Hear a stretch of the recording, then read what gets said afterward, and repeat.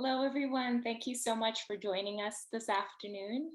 Welcome to Power Skills, if this is your first session. And for those of you who are joining us for more sessions, welcome back. Before we begin, we're going to play a land acknowledgement video.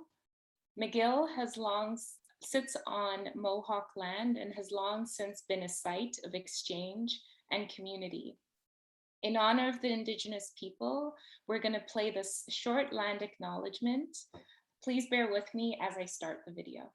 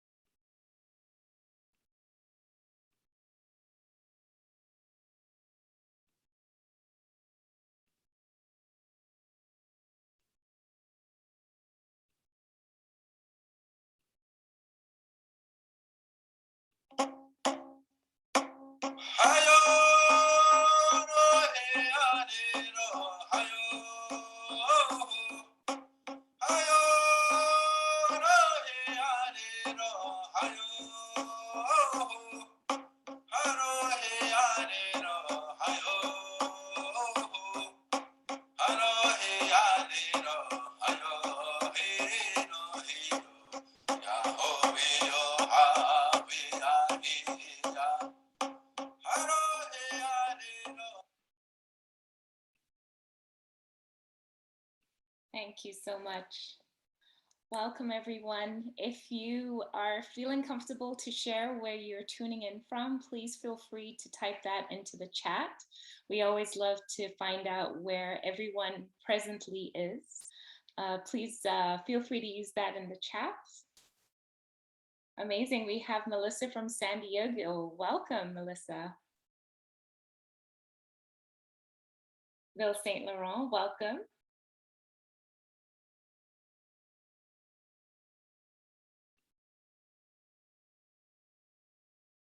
My name is Valerie Dueni, and I'm a member of the CATS team. Today, I have the distinct pleasure of introducing our moderator for today's session, Muriam Fancy. Muriam is a venture manager at the Creative Destruction Lab. She continues to do research as an AI tech ethics researcher with the goal of understanding and analyzing the social implications of technology and the harms it can produce. She is a Master's of Global Affairs graduate with a background in security and innovation policy. It is my pleasure to welcome Muriam. Thank you so much. So good afternoon or good morning, depending on where you are today. Thank you so much for everybody attending the conference, for attending this session. Myself and the panelists are very excited to discuss the singular goal that we came with today, and that's really to discuss the future of AI ethics. We've realized that the future of AI ethics is not a linear conversation that really pertains to a single field, but rather requires an interdisciplinary conversation and efforts from multiple fields. We are looking at AI ethics as an intersectional approach with a variety of stakeholders from civil society all the way to human rights advocates. And the goal of today's panel is to explore the role of AI ethics in a variety of fields, tying it back to the impact of AI and the impact that AI ethics has on civil society and specific communities. So you've already learned a bit about myself. I'm going to pass it over to the panelists to introduce themselves. Eleanor, if you'd like to go first. Hi, everyone. So I'm Eleanor Fournier-Toombs. I'm a data scientist, and I specialize in working in predictive analytics in international organizations. So I've worked mostly at the United Nations and also more recently at the World Bank. And I'm also an adjunct professor. Mainly, I'm at the University of Ottawa, Faculty of Law, and I work on a research chair there called the Accountable AI in a Global Context. And so in that context, I do a lot of research on the impact of AI, new technologies in the context of my work, so in international development and humanitarian aid. So I'm really happy to be here with you today, and I'm really looking forward to our discussion. Thank you so much. Shalaleh?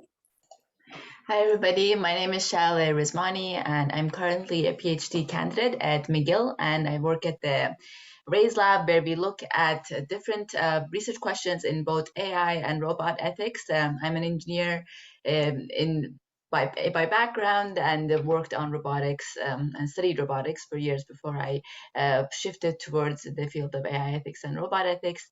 And I'm also one of the directors at the Open Roboethics Institute. And this is a nonprofit organization where I get to work with Muriam.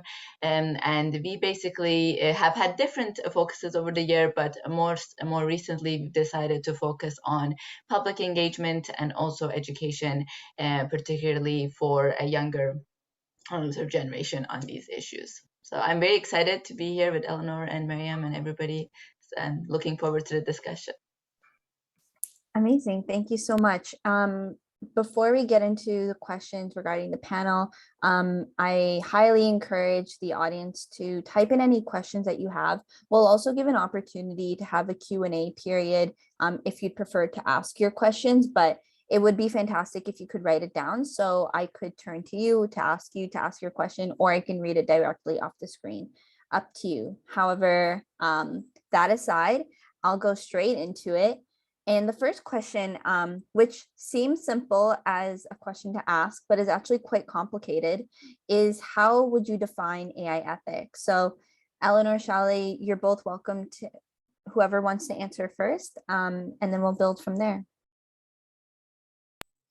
Sure, I can start. Well, I think AI ethics is kind of a new term, and it's quite broad, and there's two components to it.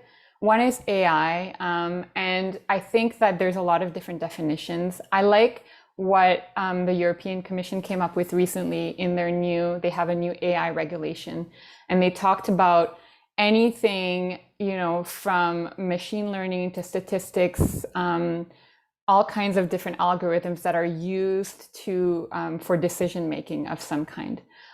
So they're used to make predictions, or they're used to help in our understanding of the world around us. And I think that that's a very broad definition that allows us in this field of ethics to really capture everything. And the ethical component is really, at its base, ethics is a field in philosophy, and it's kind of about morals. So it's about how do we determine what's the right way and the wrong way of doing things. And so when we apply to these kind of range of new technologies, we mean what's the right way and the wrong way to use them.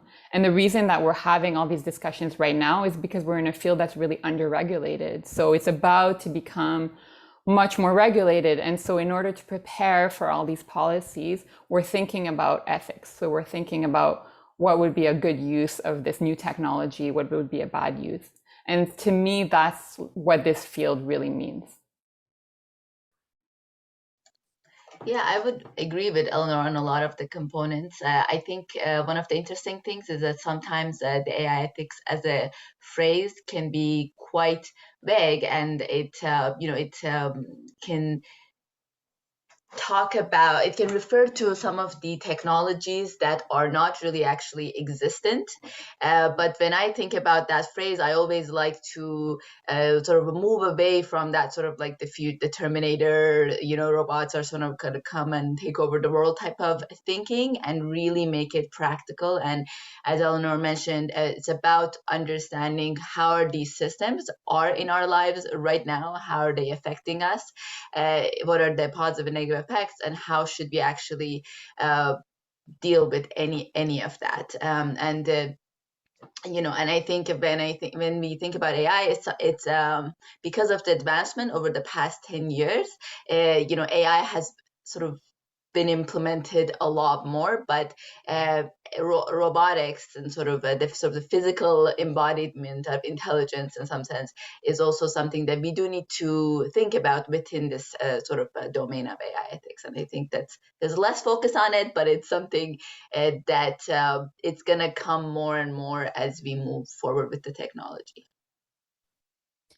And jumping off on that point of how ethics is seen in different fields, I would also love to ask, how have your fields, or because both of you have gone from a more technical background to policy and also looking at regulation, how have you seen a variety of fields approach what ethics is?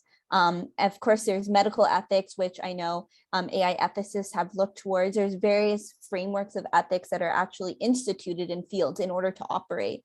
But out of curiosity, from your experience, how has ethics really manifested itself both within yours and others fields that you've seen? Okay. I'll just quickly. It's very interesting because I come from a biomedical engineering background and a mechanical engineering background, and when we think about ethics, I would say the closest concept in those fields, it's more about safety. And so I think in more traditional engineering disciplines, safety is something that's more focused on, and regulations exist to really promote safety. But what's unique about the field of AI ethics, or in general AI systems or robotic technology, is that they have this added element of interaction and also potentially have a role in decision making in the systems that they're implemented in. So that adds that goes beyond safety in more of a traditional engineering sense. It actually, it has these new social and ethical issues, which creates this field, basically.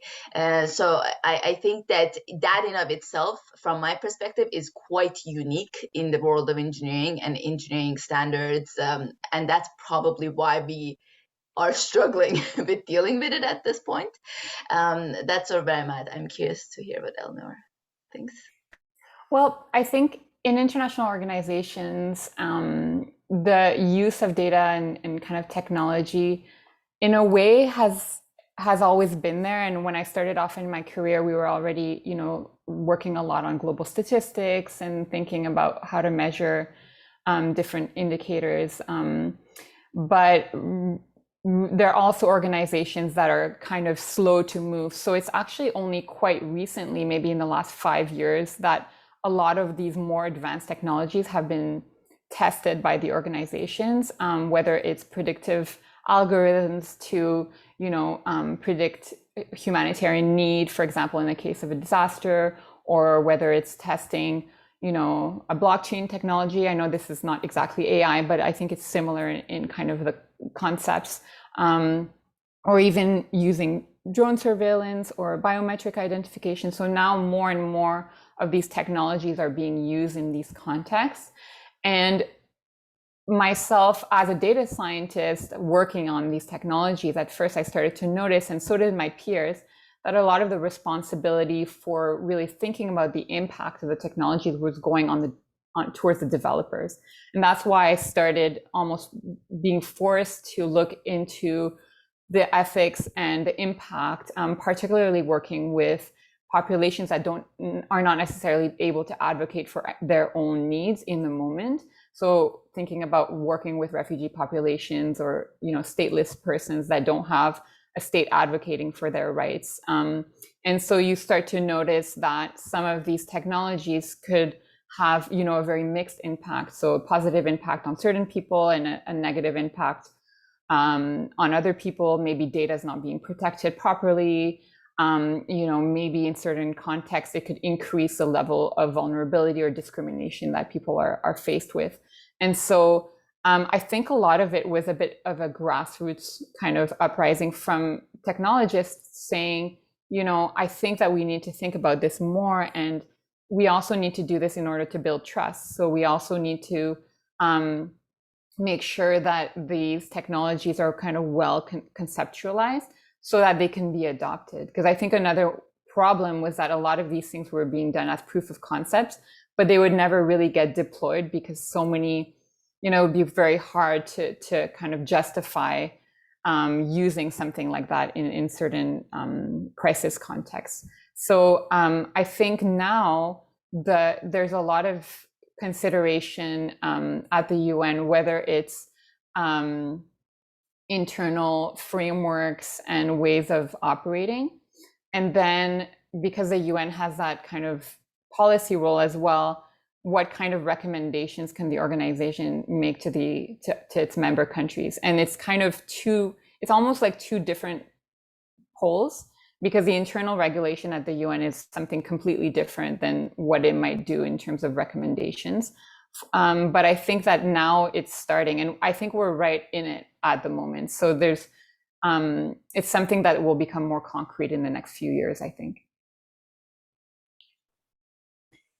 For sure. And I think what both of you have touched upon is the fact that not only in different fields is the idea of ethics different and applied differently because of not only the technical concepts, but also how those roles exist in those industries and in those systems, but also how communities have to advocate and exist with these technologies. There's cases, a case that I really like bringing up is by Petra Molnar, where she wrote about the use of AI at the border for refugee and asylum communities and those marginalized and racialized groups, and how AI is actively used on these populations and how regulation is not there to support their abilities to advocate. And so a question, if both of you either have an opinion or experience talking about, is how have you seen communities maybe even drafting up their own principles and frameworks to addressing AI ethics? Jason Lewis is another example where he's written a lot about AI ethics from an Indigenous perspective, but not only Indigenous communities in Canada and North America, but also based in Hawaii. So what have you seen about community approaches to AI ethics? Well, I think it's a really interesting point that you're raising, because in the current phase of development for a lot of AI technologies, they've been developed with a certain clientele in mind, which is, generally kind of middle class and from, highly industrialized countries. And so different communities have not at all been targeted as kind of clients for a lot of these technologies. And so they kind of the technologies have been used for them, and sometimes with really good intentions to support them, but was not originally developed by them, appropriate for the culture or even with their involvement. And I think that now it's really important to think about not just how AI should be used in those communities, but really to kind of start decentralizing the development of AI to make sure that people in different communities around the world have access to the technologies and can develop it themselves. And one of the key criteria for doing this is funding. So as long as we have, funding for AI really going to, Silicon Valley, we're still going to have kind of a centralized approach to AI. But as we start, allowing other countries and other communities to access funding, then they can start developing their own rules of engagement and developing more appropriate AI. So I've been part of this project that's funded by the IDRC here in Canada, and that's promoting kind of longer term AI development projects in West Africa. And that's something, so people have time, so they have a couple of years, to really flesh out these projects and to build capacity.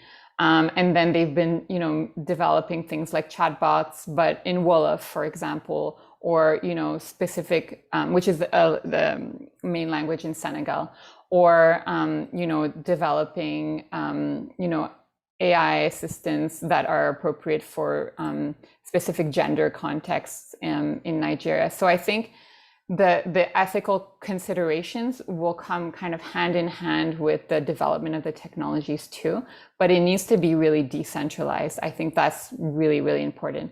And I know that that's something that you're really interested in too, Muriam, with, the venture and promoting startups as well, is just to get more and more kind of a diverse group of people involved in the development of these technologies. Yeah, those are really interesting points. I mean, I think I do agree with that. The community voice is really missing at this point, even though there are some efforts. It's very much missing, and we've been talking about this with Muriam as well. The one thing that I thought was interesting is that there was some work done within sort of the fairness, accountability, transparency community, where they were developed a toolkit, where the toolkit's focus was to be able to actually bring the public voice into this discussion, so engage. And this toolkit was actually developed by a number of community organizations that are actually impacted by these types of technologies and researchers. So, and the main, takeaway was that, you don't necessarily need to actually know the ins and outs of the technology to actually be able to contribute to what you think would be beneficial. These issues really exist regardless of whatever technology you are implementing. So that was, I think, really strong. It was good to see that within the research community and see that voice was being brought in, and it's one of the very, very few works that actually brings that type of thing. So I think that line of considering that the funding right now is going towards still very much research and technology sort of sectors, and not as much towards sort of nonprofit organizations and advocacy organizations. Considering that, I think the one way moving forward is that these organizations start paying attention to these voices and bringing these voices in their research. Like that's I think one of the practical ways moving forward. So that's, I think, but I think over the long run, I agree that we will need to sort of move away from having people be subjected to AI systems by larger organizations, where they actually have really no power about how they are subjected, and they have less power when they are not advocated for. So recently, with the large language models and sort of the effects of them, there's been a lot of discussion on how they are most negatively affecting people in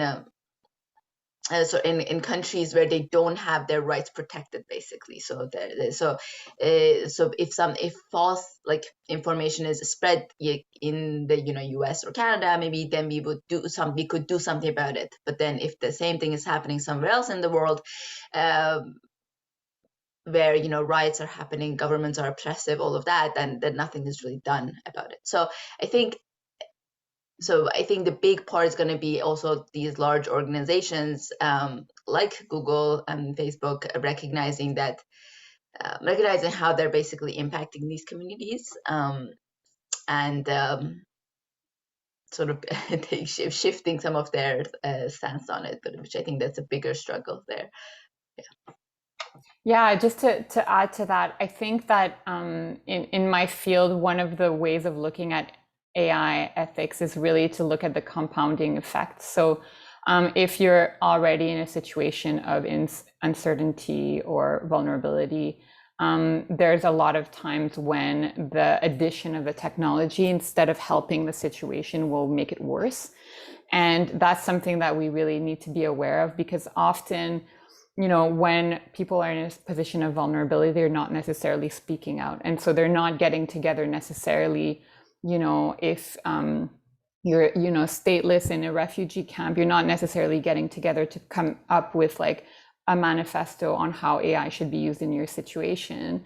You're most likely subjected to, whatever algorithms are being used, whether it's social media misinformation about your group, or whether it's biometric identification, at borders or things like that. It's very difficult to advocate. So I think that we need to include people, but we really need to kind of consider a broad range of vulnerable populations. And even to take an example here in Canada, one of the thoughts very early on when we developed an application for COVID tracing was whether or not it would be relevant for people that, were the most affected by the disease. So I remember these kinds of conversations saying, well, it's nice to have an iPhone, and it's nice to have an app on your iPhone, but actually at the time it was really the elderly that were most affected.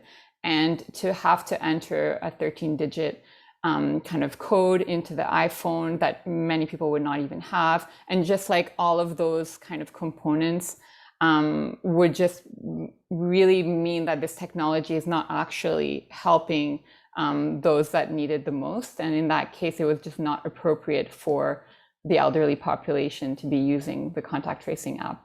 And so that kind of example is replicated in a lot of different scenarios. So there's a lot of times when you see an application that seems fine for people that, you know, can advocate for themselves and they're living fine and they're living their, you know, their life. But if they're really in a position of need, it often, you know, you have to think really, really like strongly, if is that going to affect them positively, and is that not going to worsen their situation, which can often happen.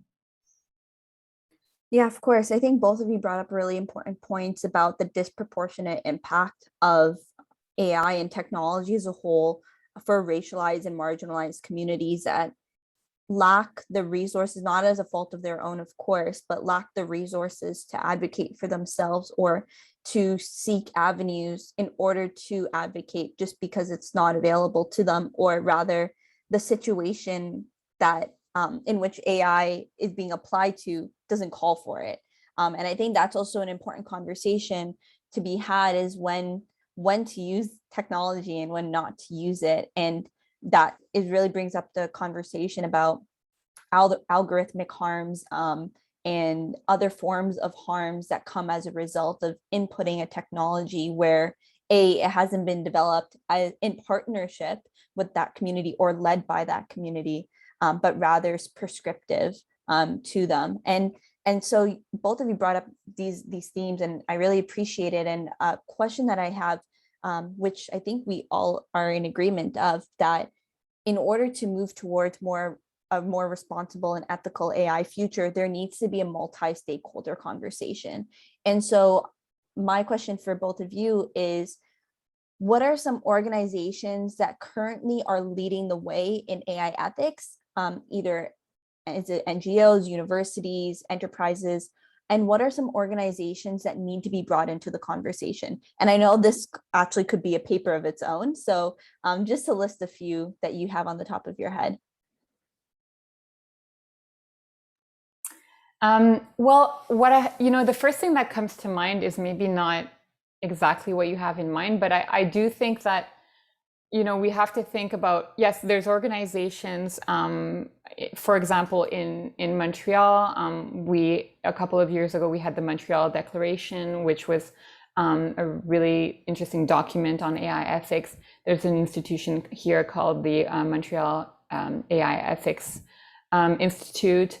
And there's organizations that are kind of doing some of the groundwork, that are doing really interesting work. I can also think at the international sector, the Center for Humanitarian Data is thinking about ethics in the context that I'm talking about as well. And a number of, I would say, human rights and refugee organizations are really trying to put together some frameworks in order to get the conversation going.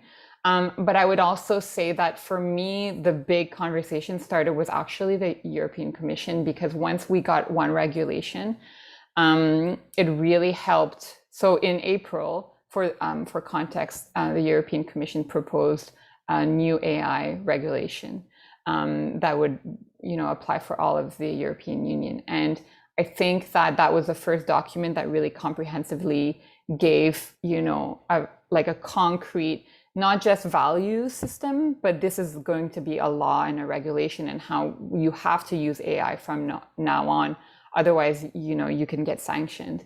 And what was really interesting about this document is that it's categorized AI in three categories: low risk, high risk, and forbidden. And there's actually uses of AI that are just not allowed at all anymore. And I think that, and there's a lot of uses of AI, especially in kind of high risk or conflict contexts, that are considered high risk, and so that now need to be certified before being deployed. And to me, that was just so revelatory, because it also showed the work now is not just to talk about, good ways or best practices, but it's also to start regulating and saying, we need like legal protections in our field. And you mentioned the pharmaceutical industry, and I think that's, a really good comparison in saying, just like a drug can't just create a drug and put it out on the market without doing any clinical testing and without getting certifications. For a lot of AI technologies, the ones that have a really big impact on people's lives, is going to be the same thing. And I think that, I know this is not exactly where you were going with this question, but I think it's kind of going to change very quickly the way in which we think, about this field of ethics, because it's not just morality, it's also policy making. Yeah, that's very interesting. I think I agree that with Eleanor about the role of like regulation has had in sort of in technology industry, and that will have sort of in AI. I think that the interesting part, and I'm also taking a bit of a different angle to this question, is the sense of how is that regulation going to be like interpreted by these tech companies? It's because and actually implemented, because some of the outreach that some of these larger tech companies have that actually deploy AI in a massive scale is to very, very different populations, and that type of regulation, will look quite different, I think, in implementation for each one of those populations. So I really think that that there's going to be the part of this implementation is going to require bringing in these voices from these groups that are actually impacted into the dialogue. And this, if you're a bigger tech company, I think that's going to look like actually, going on the ground and like engaging with whoever you think, you are impacting at the end of the day. And if you are, for example, like the Canadian government, then you obviously look at the Canadian population and the different sort of groups that you are affecting in the Canadian population. And I think that is,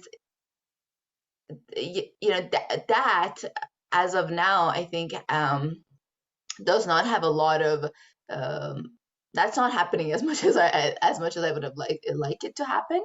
And I think there's not, as mentioned, there isn't a lot of funding or even like funding to actually to do that type of work, I think. So I am really curious how that implementation process is going to go, because when we do look at I mean, okay, even when we look at other industries of how the vaccines have developed, or even how medical devices are developed, they are not necessarily always tested proportionally for all different types of populations. So I expect that a similar effect is going to happen here again. So even for industries that are regulated heavily already, they're not necessarily always engaging or everybody that should be engaged potentially. So, but I mean, within this sector, I think we can still do some efforts in that way. Yeah, of course, that makes a lot of sense. And I think both the conversation is moving a bit more towards, of course, like multi-stakeholder investment and involvement in using AI, but also who is testing it, how are we actually putting it out there. And I'm trying to move away from the words deploy, because deploy is very military based. Haven't found one to replace it yet, but there's actually an interesting article that came out recently by Carissa Velez, which spoke about how we could test AI similar to how the FDA tests medicine. So moving more towards robust methods. And back to the regulatory piece, I believe Canada is one of the few countries that has a risk assessment at the federal level to actually go towards, to your point, Eleanor, to see how risky the AI applications are from a federal output perspective. So out of curiosity, just going based off of that conversation, can we agree, or not rather, how do we understand the impact that AI is going to have when it is used at a mass scale? And is that dependent upon the organization? Because of course, federal government may define the impact of deploying a system very differently than how maybe civil society would see that impact. So how do we differentiate the impact AI will have once it's used at a mass scale? Difficult question. We haven't come to a conclusion yet in the field. So Yeah, I mean, that's an interesting question. I coming from sort of like an engineering background, I think one of the, I mean, and Miriam, we've talked about this before, but I think a framing that is really interesting to me is this idea of like risk, which, you know, what is the risk that it has, right? And I think this is in line with what Eleanor mentioned about the intended use and the European Commission and the regulation. And that's also how medical devices are also often regulated by the FDA. So they're divided into 3 different classes, and then those different classes are are defined by the amount of risk that they would have for whoever is impacted by these medical devices. So I think risk is potentially a good way of looking at it, but then I think the interesting thing is, you know, what is at risk and who is at risk is going to look really, really different. So I'm imagining a larger tech company that's going to look at that. They might be much more worried about the risk that this, you know, the failure of the technology has on them and their profit margins. So the risk that they're looking at is the financial risk of whatever happens, versus the risk that potentially their user is going to, and I feel like with medical devices, because it is so heavily regulated, and it wasn't like this, like it's only been regulated for the past 40 years now, roughly. The regulation started coming in around 1960s, and for medical devices, when before you could have walked in and used before 1960s, the surgeons came up with their own tools to use on patients and things like that, and now that's not happening in most of the countries in the world. In some countries that might still be happening. But anyways, basically, I think that it's going to be interesting to sort of think about this idea of risk and who is at risk and what their risk is about. And that's only really going to happen if it's regulated. Like if a company is mandated to look at the risk that they're having on X population, that's when they're going to look at it. Otherwise, from a profit perspective, it really doesn't make sense for them on a short term, especially, to look at the risk to other population and sacrifice and take on financial risk on their own side. That's how I see the field is right now. But Yeah, I completely agree. Actually, that's exactly what I was going to say too, that I think the whole risk component is really an interesting and important point of entry.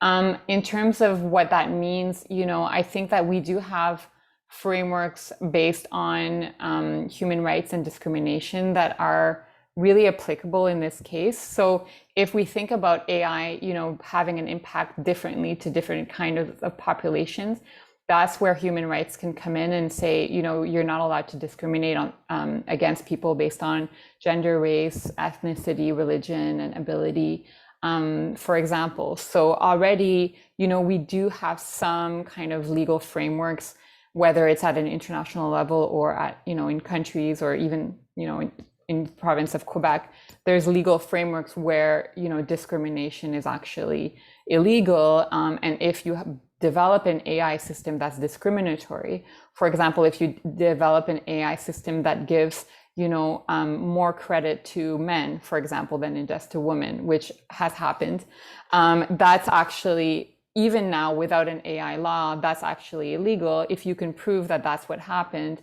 you're discriminating against a group based on their gender, and you're not supposed to be doing that. So I'm not a lawyer at all, but I think that that's a way of thinking about AI ethics as well, is that where you're having a discriminatory effect on the individual, that's something that won't, that should be sanctioned. But I think there's a lot of other considerations too, and there's also kind of societal effects. So Shalaleh, you brought up the big language models. So, for example, I've done research on virtual assistants like Siri and Alexa, and how they have a lot of gender biases embedded in them. So they're not necessarily, giving out problematic loans, although they might, but they are kind of stereotyping against women, using specific language, associating, gender to different functions in society. So, for example, maybe acting in a kind of having a female voice, acting in a flirtatious manner, or things like that, that feel very discriminatory for women. It's a little bit more difficult to say it's, putting a specific person or individual at risk. But it seems unethical to develop AIs that are going to kind of reverse some of the advances that we've had in our society. So are we developing AIs that are going to increase inequality, increase gender discrimination, increase racial discrimination more at a systemic level? And maybe the risk-based, kind of individual rights-based approach that we have, maybe it might not be enough to address more systemic issues. But I know that this AI's effect on our systems is something that we're also thinking about a lot as well. And I don't know if we have answers for that yet. I think it's clear from our conversation that regulation and innovation are tied. Whether each side likes it or not, regulation is going to really drive the market to be in a certain shape, and tech will have no choice but to mold itself in order to be compliant. And both the other way around, where technology and AI is advancing at a pace where sometimes we don't even know how to keep up with it, and regulation is also working towards finding its way to create and predict some of the harms, consequences, but also mitigating future risk as a result of AI. And so, talking a little bit more about regulation, I kind of want to go more based to an organization's perspective of regulating risk and compliance and ethics. And so there is an article by Data and Society talking about ethics owners, and it discusses some of the barriers and challenges that those who are AI ethicists in organizations face as a result of being the singular person who has to consider AI ethics and the potential risks and compliances that come as a result. And so I think, of course, the AI ethics community is calling for ethics to be at the basis, the very beginning part of the discussion for ideation. But I would also love to ask both of you, how have you seen ethics really develop at an organization level? And then I think we can go also for the audience more towards understanding what are some of those roles looking like to work in the field of AI ethics. So a bit of two questions, but let's go to the first one and we'll go to the second one after. Yeah, no, that's a really good question. So there's a lot of different ways of approaching this, and one way is compliance. So one way is, you have an organization and you have a person or a group that's responsible for making sure that that organization is not breaking the law. And that a lot of organizations have compliance teams, like in finance, mostly, or just to make sure that what they're doing is legal. And I kind of agree with what you said in the sense that seems like definitely something that will develop as we have more and more regulations surrounding AI, but it doesn't sound like enough. And I think that, people that are training in data science and computer science also need to have that perspective, because ultimately you don't want to build things that are going to harm people or that are going to have the opposite effect of what you intended. So you don't need, somebody else to tell you, okay, what you're doing, is good or what is bad. I think that we need to kind of take ownership as developers of these technologies as well. And that will also come with proper training. So more and more universities and training institutes are bringing in the ethics and sort of the policy component to technical training. And I think that that's so important because it shouldn't be kind of two separate groups of people. Like I work in the faculty of law and there's no technical training at all, in that group. And then people that are in computer science haven't taken a technology law class, and it seems like it would be relevant, So I think that that's one of the bridges that's going to be really important. And I'll let Shalaleh chime in, and we can talk a little bit about different roles in ethics.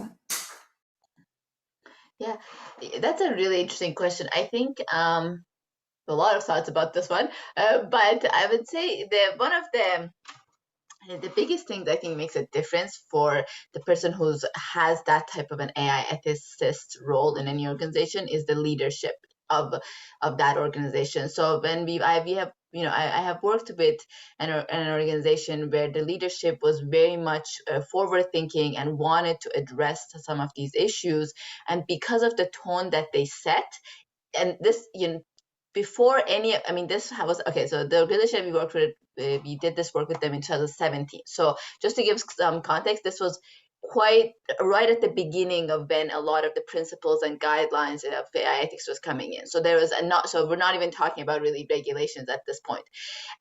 But in that organization, there was the role of an AI ethicist, or that group that was sort of working on that, made some sense because the leadership sort of demanded it and sort of like brought that culture into the whole organization. And I think that's very important to this day, is like in any organization that has this type of role, the tone that the leadership sets is quite important. I am working on a project where I am interviewing people that take on these sort of, I call like unicorn roles of AI ethicists, and I'm basically trying to figure out what they do. And a lot of there are some that are more on this, that are working on compliance, especially as Eleanor mentioned, if they are in finance and banking, they are working more on the compliance side of things. But then otherwise, it's they are mainly trying to bridge, understand the research, keep up with if with the regulations, if there's any that's coming up, and somehow translate all of this to their organization. And that seems to be like an incredibly difficult task for all of them.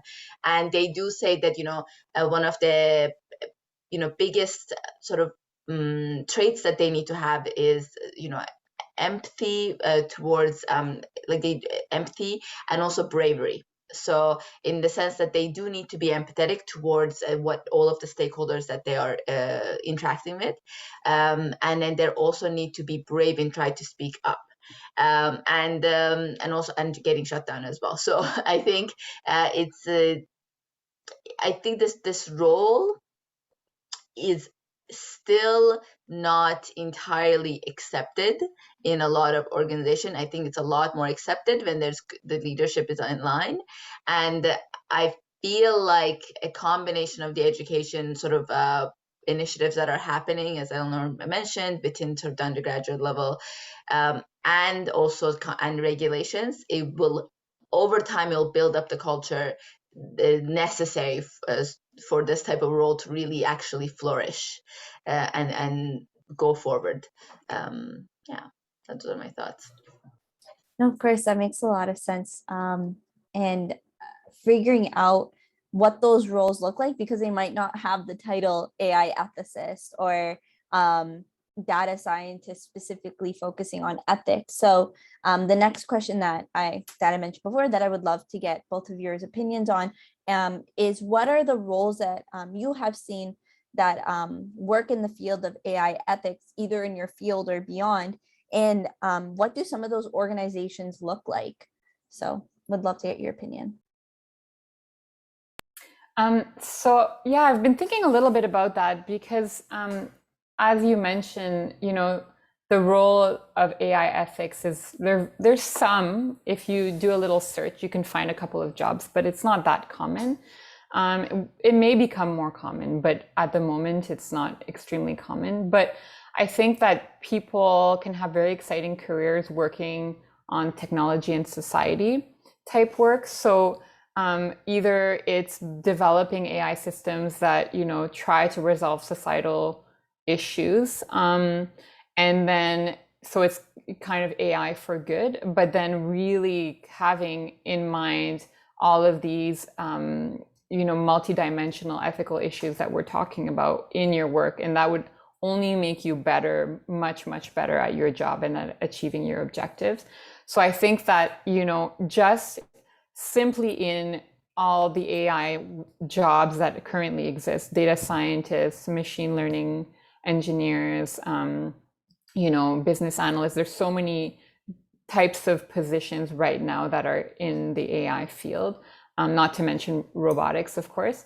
I think that having those AI ethics, those ethical skills is actually a huge bonus. So being interested in ethics doesn't mean that you have to only do that. You can incorporate also in a technical career. So I would look at it from that perspective. And then I would also think about anybody who wants to do policy. Technology policy is just something that is going to be so like really take off because there's so much under regulation in this field. So people interested in like developing new regulations and all that kind of thing that we were talking about, there's going to be a lot of research work that needs to be done in those areas. Yeah, that's an interesting, really interesting question. I think when I look at the sort of the conversations that I've had with people, there are people that are, you know, okay, before I talk about it, so there was this paper that I read that was talking about some of the expectations that exist on the people that work in this field of AI ethics. And then they call this sort of AI ethics like unicorns. And so sometimes there's the expectation that, oh, you know, I need to know the technology side and I need to know the policy side and the ethics side. And it's like, this paper was sort of talking about the fact that, you know, that is not necessarily maybe the best way to approach the field, that maybe we, you know, we should have our disciplines and deep understanding of our disciplines, but also be able to communicate with other individuals and in other disciplines, and, you know, do that cross sort of discipline communication and have a common language. So I personally think that's a bit of a healthier way of approaching the field rather than creating these sort of individuals that sort of should do it all and not know it all type of thing. And with that in mind, the roles that I do see, there are some roles that are more focused on sort of the actual technical implementation of what it means for a system to be quote unquote fair, or what it means for it to be, you know, more transparent. So these, you know, folks focus on developing models, data, like systems and structures that promote those values in a very like a technical sense. So those roles exist, and they're more research roles, and there's some more conversations on sort of potentially translating some of that research into actual pipeline and implementation, like machine learning pipelines and implementation. And then there are individuals that are at a little bit of a higher level, sort of within an organization, and then they are really trying to unpack the regulation and the policies and the research and see how it affects their organization. So they hold sort of like lead of, you know, data ethics, or, you know, that or like data governance, like these types of roles. They are a little bit higher level. They're not really doing the technical development, but they're doing a lot of translational. Okay, this is what's happening. This is what my organization is about. And so those are, I would say, are the two prominent roles I see within sort of the industry, and within the academia. Obviously, there's quite a bit of research position available within like across the board in policy and tech. Like on there's a lot of research being done in this field right now. I am not as I guess I'm not as familiar with some of the law side of it, but I do know that there are lawyers, that there are lawyers that are, drafting up contracts with some of the OECD sort of documents and sort of regulation suggestions in there. So I know that lawyers are sort of like trying to figure out ways of bringing this into contracts for different AI companies. But I think that's also very much very much new, and it's still worth developing. So I totally, I think those are really good points. I do want to maybe justify a little bit more why I think that it's so important for people in technology development specifically to have these skills.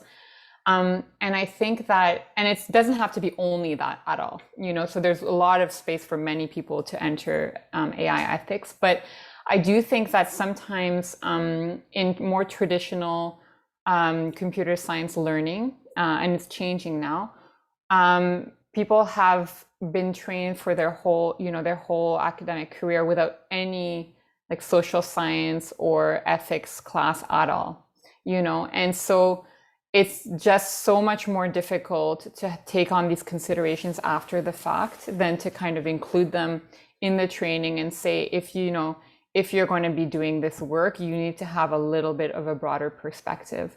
And I think that that's maybe what led us to this point now, is that people were very siloed, and we're thinking, well, society and regulation is not my problem. My problem is just accuracy and efficiency, and that led to so many problems that were unearthed after the fact. All these algorithms that we talk about being biased and all these things. It happened a lot of the times because the person that was developing those technologies just had no awareness or interest in exploring, how to develop something that's not going to discriminate against certain groups. And so, that was, and everybody in an organization was all kind of a software computer science training with no other type of training. And, it kind of got deployed. So I do think that we need to make sure that the developers themselves are also diverse and are also trained, so that it's not just kind of an external position telling them, but they also start having the right instincts. Because I've heard, and somebody even told me this today, regulation and innovation are like two separate things, and regulation will stop innovation. And I really don't believe that at all. I really, really don't think so. I think that if we want to innovate, we want to make sure that we're building things that are actually going to work, that are actually going to have a positive impact.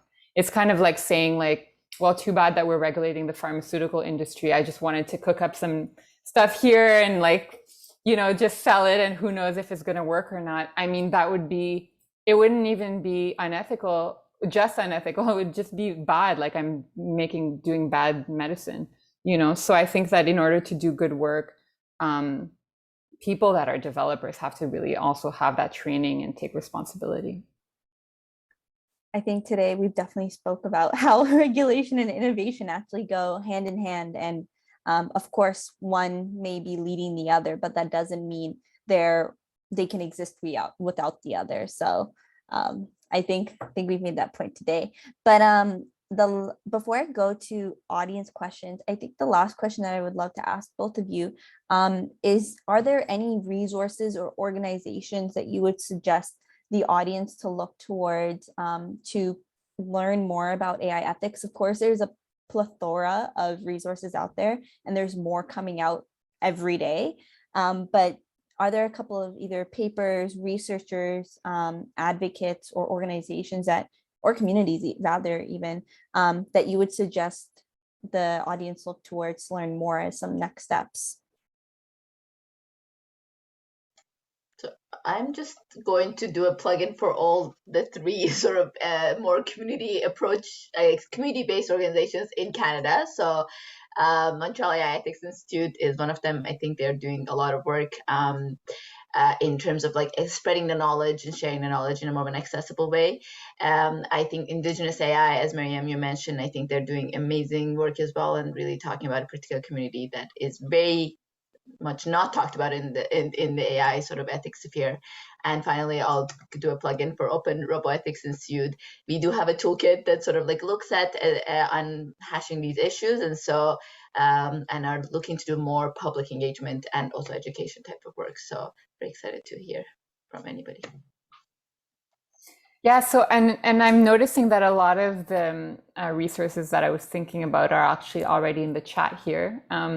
So there's a lot of really interesting books. There's some really amazing, a lot of them are women in the United States actually that have written some very interesting books highlighting the key issues, whether it's weapons of mass destruction, automating inequality, and there's Joy Boulomwani, who is in the Netflix documentary Coded Bias, and she did a lot of really interesting work. So I think that those really present a lot of the issues, particularly in an American context. It's really, really interesting, and that has an influence in Canada.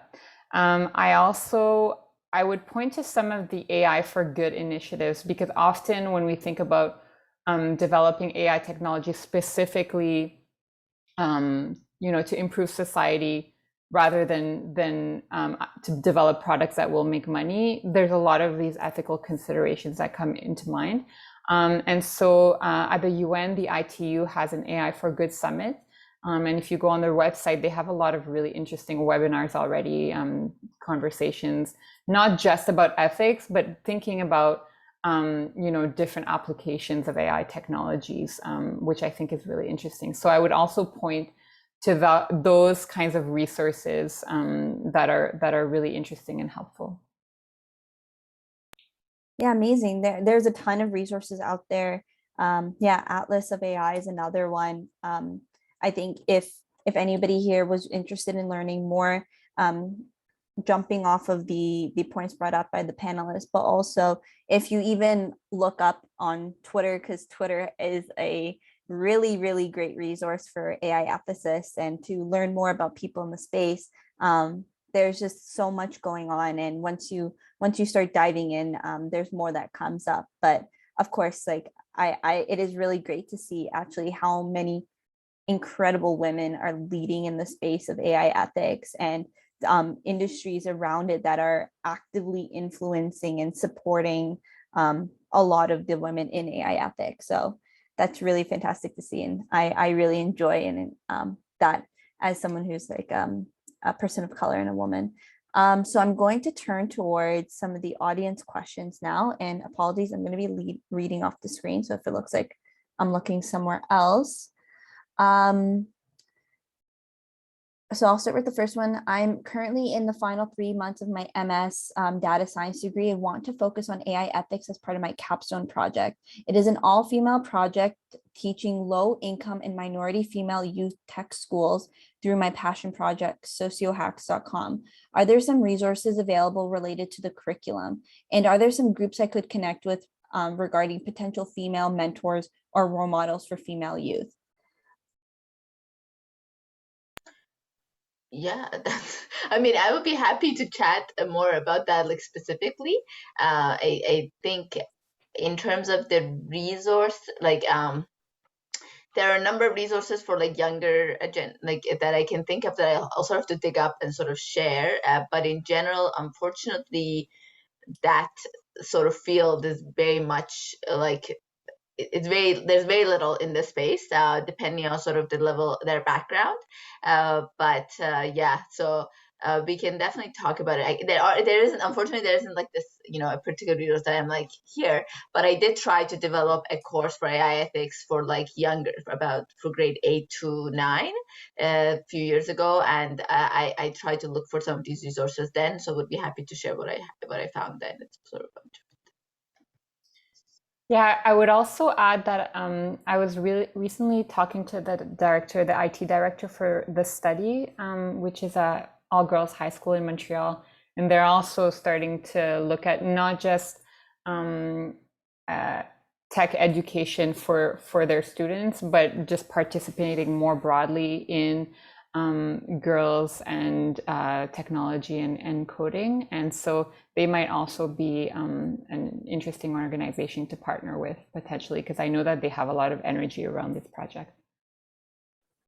There's also a project by Mia Dond, I believe that's how you pronounce her name, where she highlights women in AI ethics. So that's another resource that you could also turn towards. So I will go to the next question. Is there a global code of ethics being developed that would become a standard requirement / law for all companies or organizations to adhere to in order to have checks and balances on bias and ethical issues? I can take that. So globally, so we have non-binding conventions at a global level. So right now, UNESCO is developing recommendations on AI, and they're at the draft level, I think. They're going to be adopted in November. Recommendations is not a convention, but it's like a global recommendation by the United Nations for all of the member countries. Then the next step is a convention, and at that stage, member countries have the option to ratify it. And then that will probably happen after these recommendations. And then once you've ratified, a country's ratified a convention, they should be implementing these elements in their own country. But it's very difficult to enforce international regulations or law.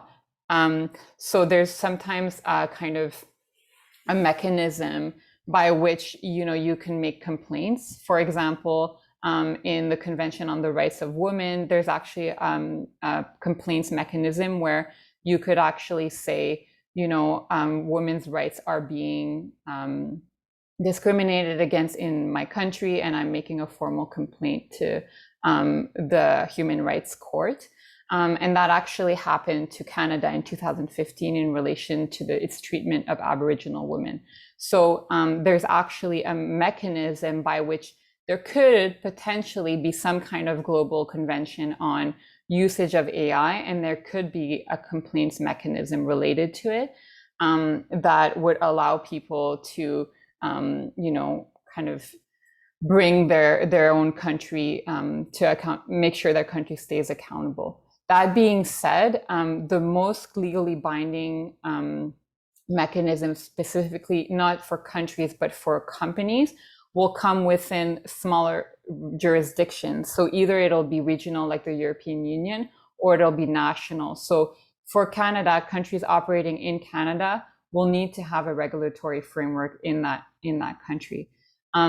Obviously, the EU regulation will start having effects because a lot of these countries are international and operate in a lot of different countries. And so they may want to just follow the EU regulations no matter where they are. That's for maybe like larger international corporations. But I think we'll need a multi-step system. So over the next few years, there will likely be the global convention, and there will also have to be, each country will have to develop its own kind of overarching regulation for AI use. Shalaleh, is there anything you want to add before we go forward? I think Eleanor covered a lot of it. Yeah, so I'm just gonna got it. No worries. Okay, the next question from the audience is, continuing with the pharmaceutical analogy, will Canadians eventually see an equivalent of the FDA, but for AI applied to different facets of life, algorithms, etc.?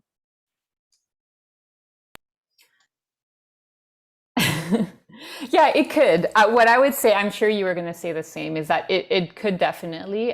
There needs to be, once you have, if they go the route of the European Union, then they're going to need a kind of a certification body. And so there would probably need to be the creation of a new department that would, have an authorization mechanism. But right now, we don't know exactly what's going to happen in Canada. Yeah, I think I agree that with that direction, with what Eleanor mentioned.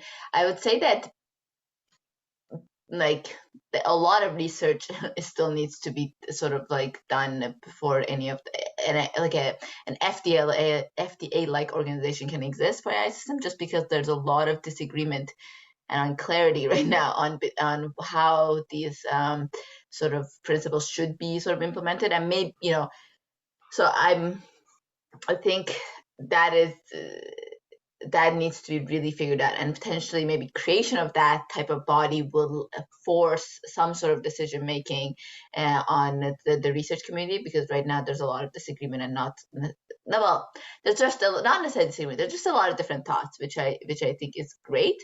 But some of these research questions of how to actually implement these principles and what that means will really have to be hashed out before we can actually do that type of FDA-like regulations on AI systems. Yeah, I would also say that here the human rights commissions are also taking on some of that responsibility right now. So in Quebec, the Human Rights and Youth Protection Commission, it takes on a lot of these cases and thinks about, discrimination against specific groups in relation to AI, and is trying to think about how they could bring forward cases, like specific discrimination cases. So it's not exactly the same thing, or really this at all, as the FDA, but I think that there's different ways of approaching it as well. Exactly. And there's also other regulation that actively impacts the development of AI, whether it be data privacy legislation, legislation on the use of certain platforms in a country. So there's so much, and I think we've realized that from this conversation as well. There's so much that goes into the development of technology, but also the development of AI has so many facets to it, from the data to who uses it to how it was built. So yeah, no, of course that makes a lot of sense. I think one day we may have that, but at the moment we as a community, we haven't really landed on a lot of frameworks and understandings and concepts of how this technology even works, let alone what defines harm and fairness and risk and compliance. The other question that the audience has asked is, how do you define the balance of AI ethics, in brackets, where there is enough ethics to protect rights, but not too much to restrict to hinder growth of AI?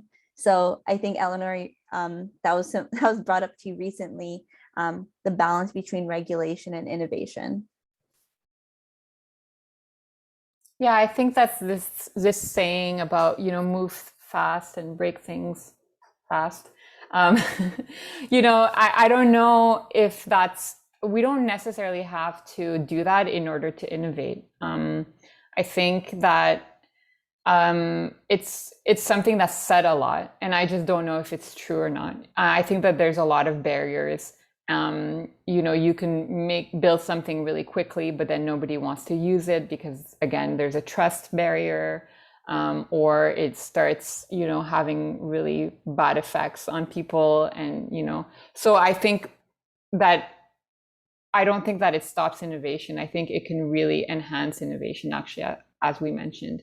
And going back to where I work, which is in a kind of international, maybe conflict type or humanitarian crisis context, the bad effects, or the no regulation and no consideration of ethics can just have such a negative effect on people, where people, their facial recognition system doesn't work properly, and their refugee claim gets thrown out the window and then they're sent back, or data is leaked and a whole community gets targeted by a government or by a militia, or there's like so many negative effects.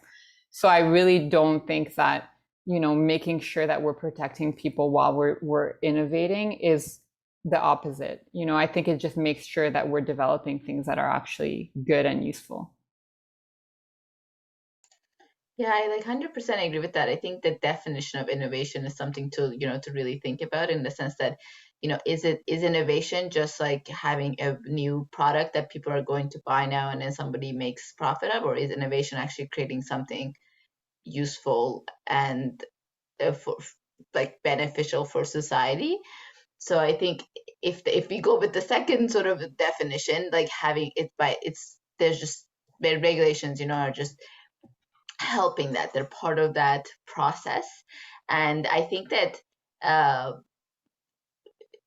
for example, when the human sort of the first time like human flew, like it was and the flight became a thing, airplane, it was like I think there was an understanding that this needs to be regulated, and that was a huge innovation. But then there was a lot of understanding in the initial sort of group of people that were developing of the risks of this as well. And then the reason that it ended up being actually, I think, successful was that because those were taken into account, and those regulations were put in place. Whereas we have seen other types of technologies, especially like more like chemical and biological weapons, like and that type, where the lack of regulations and lack of sort of protections there sort of led to sort of quite a negative impact, and ultimately quite heavy bans on some of these. So I think if you actually want these systems to exist in some shape or form and help us in the future, they have to be regulated. Otherwise, they will basically, I think, eventually be eliminated in some shape or form from our society. No, of course, that makes a lot of sense. So we have more or less 11 minutes left.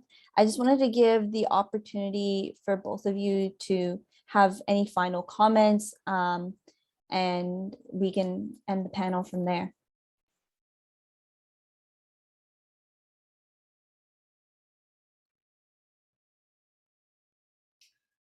Do you want for us to make final comments? Yeah. Sorry, for the panelists to make final comments, not for, if the audience has any further questions, now's your time to ask for sure. But otherwise, I think if the panelists have any final comments. Well, no, I mean, I really wanted to thank you for the interesting discussion and the audience members for the questions. I think it is an exciting time for this sort of research and study, because we're all concerned. It's really a major global issue. And it's moving very quickly. And I really think, like, I imagine myself talking to my grandkids, when I'm old, and telling them, like, I was involved, I did this, like, when we were all trying to figure out what AI is about and how we're going to, include it in our society. So I do think that, there's just so much need for many, many types of people in the field. Again, I think that we need representation from so many different groups to be able to make this better and more appropriate. So I really encourage people, if they were interested, or if you were interested in this field, to really explore, because I think there's going to be a lot of opportunities. It's really, really interesting to be part of. Thank you so much, Miriam, and also Eleanor. I really thought that was a really interesting discussion. I loved how there were so many common themes and ideas. I always like to say that being in this role sometimes it's weird, because I do think there's a lot of potential and benefits to AI technologies, and I do think they can have quite a positive impact too. And the reason, so I always like to say that it's really not, there are negative impacts, and I really do think that we need to be aware of them, but also there's also tremendous potential in if they succeed. They can make so many things more accessible for people that don't, so many resources accessible for people that don't have access to it, and that they can make, I think that's the biggest actually impact. I think it can make a lot of things accessible for different people, and help facilitate so many connections in some sense. But I do think that if they do, if we don't necessarily focus on how we're developing them, then they can have really negative impacts. And I would say that I feel like the way that the systems are now designed and implemented, it causes a lot of the younger generation to be subjected to them, and without any type of active engagement from them. And that's one of my major and the sort of reasons why I like to get involved in the sense that they are sort of getting used to being subjected to AI systems and not necessarily being fully aware of that. And I really think that has to change quickly because because they're going to be living in a world where more of these systems potentially could impact them. And if they're not aware of it, then that can be quite scary in some sense. So I guess, yeah, those are my two final thoughts. I really enjoyed the discussion, and thanks for your questions and being here. Thank you both, and thank you to the audience for asking such great questions. And I as well also really enjoyed today's conversation. I think we brought up a lot of important themes and conversations that are being had in the field currently, trying to predict what is going to be happening in the future when we talk about this balance and this pairing between regulation and innovation, and really understanding how the role for AI ethics is not determined by one sector, one type of organization, but rather requires a multi-organizational, stakeholder, individual, and civil society role in creating a more equitable and responsible future. So thank you both, and I will pass it back over to Valerie. Thank you so much, Muriam, and thank you to our panelists. That was a very informative and insightful discussion. I've been in the background absorbing it all. Thank you so much for your time. To our attendees, thank you for joining us today. Thank you for being part of Power Skills. Wishing you all a great rest of the day. Thank you. Bye, everyone. Bye.